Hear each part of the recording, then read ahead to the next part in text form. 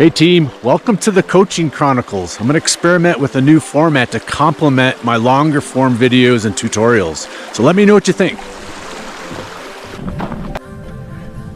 I've been experimenting with the Norda 002 shoes. They're a good kind of endurance day run shoe for me. So continuing experiment. This is probably run number 3 with these new shoes. So since this is an endurance day, I'm mainly focused on watching my heart rate. Depending on the conditions, I may go a little bit by wattage, but again, mainly heart rate to kind of make it endurance. Coming into this run fasted, just had 2 cups of coffee, and since it's endurance, just want to remain to be metabolically flexible, training my body to either use fat for fuel on a day like today, or on harder days like the last 2 days, a little bit more carbohydrates. And even though I've had 2 good quality sessions before today, my heart rate is really responsive. It just kind of popped up into zone 2 pretty quickly, which is a good sign. Means I'm not too fatigued. I'm out at Game Creek today. Thermometer at home said 10 degrees, so a little crisp, and I'm out for a nice zone 2, zone 3 endurance run. Had good quality training sessions the last 2 days, so time for a little bit of endurance. Sometimes when the heart rate lags and it stays low, that might mean your legs are tired, therefore you can't put in a very good effort. It's harder to get the heart rate up. You might need a little bit more recovery. Whereas today, like I mentioned, things are elevated pretty quickly. I'm feeling good. This trail is what I consider pretty flat for me. I'll have, probably 500-600 feet of climbing, but relative to what I'm used to, it's relatively flat, and I consider it an easier trail. So my key today, being endurance, I'm going to try to keep it as steady as I can within zone 2, zone 3 heart rate.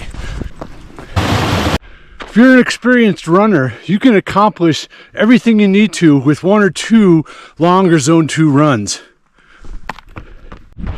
Sometimes in my athletes, when they're on trail and doing endurance and they see zone 2, zone 3, the mistake they make is making it too easy, where they get a lot of drop into zone 1, especially on downhills. So on my way back, which will be mostly downhill, I'm going to really make sure I keep my heart rate and effort elevated into zones 2 and 3 so I don't drop too low. Now that I'm approaching winter and cooler temps here in Jackson Hole, my heart rate will be a tad lower in cooler temperatures than in warmer temperatures, so I take that into account a little bit. I use maybe a 4 or 5 beat lower differential based on how cold it is. And as I start my foundation building for next year, I think there's a misconception that during foundation or base building, whatever term you want to use, that all you should be doing is zone 2. I don't believe that at all. I believe there's so much strength and speed development you can do during base building. Really icy here, so a good time to kind of just get through it and chat with you guys. Well, the season is coming to an end with my athletes. I've got one more athlete racing tomorrow. It's in San Francisco, the Mount Tam 50K. Excited to see how he does. First year athlete for me, so it's going to be quite a day. And I'm super excited. I just picked up an athlete for next year. It will be my first athlete training for and racing Cocodona 250 in Arizona. So super excited about that.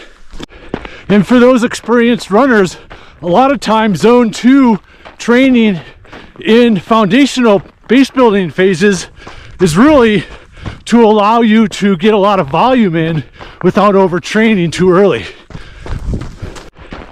And then you're phasing in very strategic early season strength and speed development around your zone 2 running. And quick observations about the Norda 002. It's really awesome actually for this terrain where I'm hitting ice, snow, mud, everything's off camber, nothing's even. And the Norda 002 has a very wide midfoot, which gives me stability on this type of terrain. So it's awesome.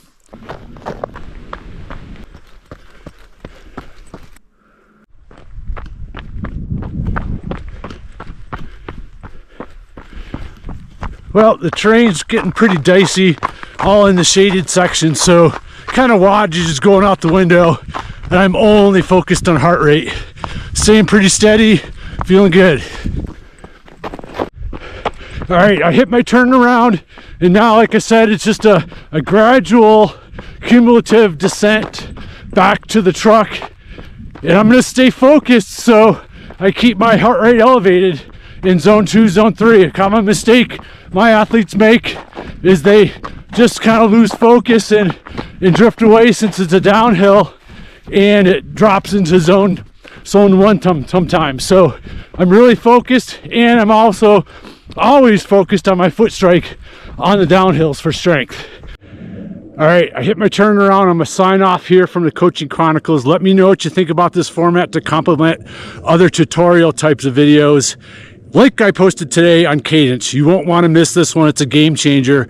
And earlier this week, I posted a long video on my trip to New Zealand. I would love for you to give this a try, a chance. I know it's long, but it's a wonderful story about going to New Zealand and running with my friend Matt Bryson, who lost his leg in an accident. We did the Terra Ultra UTMB race. Give it a try. I know you'll love it. Thank you. See you guys.